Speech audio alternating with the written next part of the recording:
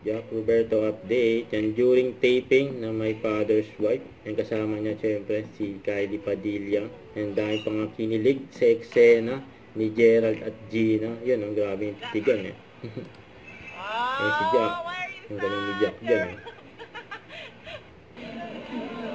Yan sila Jack. Si Andre Paras during taping ng My Father's Wife. And just sa Masway Hypermarket nasa Caloocan. Ayan si Jack. Ayan busy si Jack. Ayan si Kylie. Ayan si Kylie Padilla. Ayan Kylie.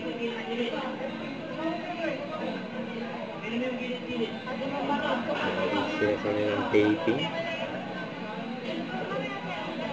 Tao po. Kaya si Jack nakatopless. Kailangan ko po ng pandesal. Pandesal po. Pandesal ba? Meron ba? Meron po. Rebe ka. At sa post ng GMA Network, Jack Roberto acting performance in My Father's Wife earned a lot of praise from viewer, you know. Don't forget to subscribe, click the notification bell for more update. This is Richard Reaction Vlog. Stay tuned for more videos. See ya.